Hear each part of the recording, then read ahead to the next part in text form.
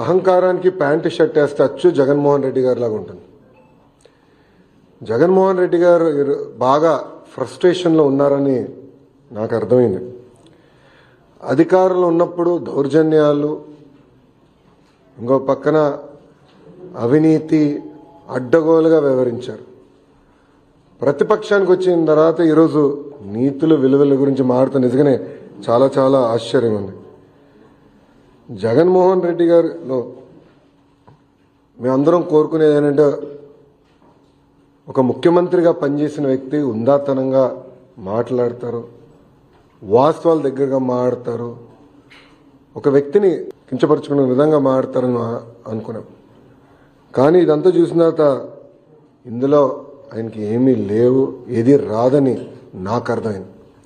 అధికారంలో ఉన్నప్పుడు ప్రజల్ని కలవలేదు, ప్రతిపక్షానికి వచ్చిన తర్వాత హౌస్కి రారు.